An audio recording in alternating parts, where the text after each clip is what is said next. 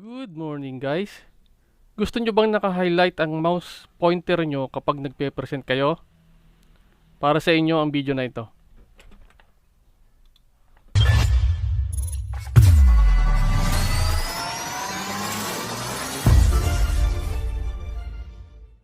In this video, i-share ko sa inyo kung paano i-highlight ang mouse pointer kung magpe-present kayo. So, unang gagawin nyo, type nyo yung mouse settings. Yan. Then, click nyo yung mouse settings. And then, click nyo tong additional mouse option. Yan. Makikita nyo rito yung mouse properties. Meron dyan button, pointers, pointer option, wheel, and hardware. So, i-click nyo lang yung pointers.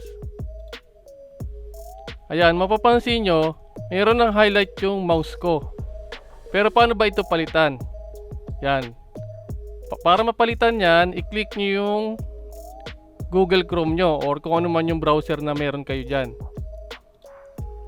And then, i-type nyo yung rw-designer.com. Yan, yung website na yan. And then, click Gallery.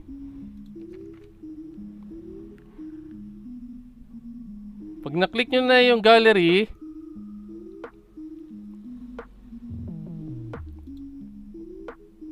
type nyo yung cursor highlight. Yan.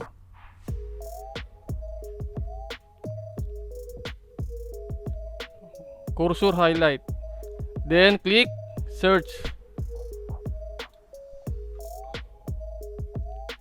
Yan. Mamimili lang kayo dyan guys kung alin yung gusto nyong i-download. Pero ngayon, ang i-download natin, yung merong animation or yung nagbi-blink yung mouse pointer. Then, click nyo lang to. Bahala kayo dyan guys kung alin dyan ang gusto nyong i-download. Pero ngayon, i-download ko yung itong nagbi-blink na cursor or yung pointer. Then, pag na-click nyo na yan, i-click nyo yung download. Ito, click natin itong download.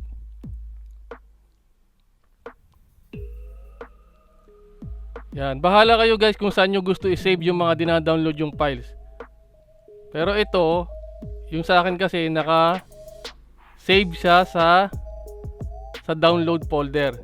Yan, dyan ako nagse-save ng mga dina-download kong mga files. Ayan, nakalagay dito all colors highlight. So yan. So para makopy natin yan, ipe-paste natin siya ron sa Windows and then cursor folder. Okay, right click nyo lang to. Copy. And then click nyo yung Windows. And then Windows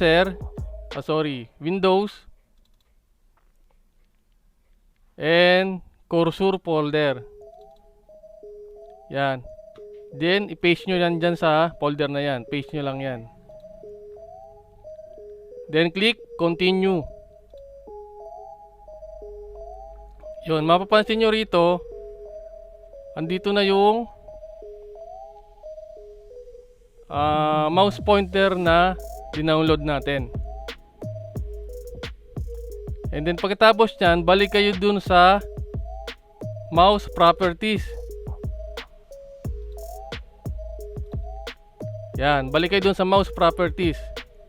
Pag nakabalik na kayo sa mouse properties, i-click nyo lang yung browse. Ito, browse. Hanapin nyo yung file name or yung dinownload yung mouse pointer. Hanapin natin. Ito, all colors highlight. Click nyo yan. And then click open.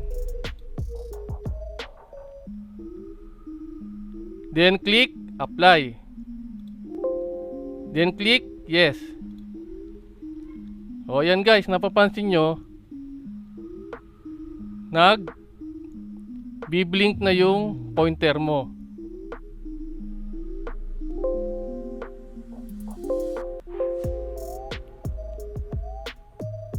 Then click okay.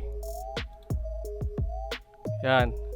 So ayan, mapapansin nyo guys, nagbi-blink na yung pointer mo. So iba-ibang kulay yan.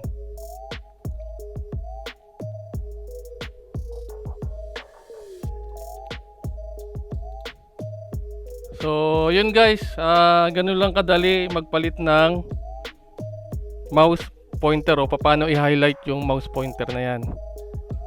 So yun guys, sana may natutunan kayo ngayong araw na to, and see you on next video.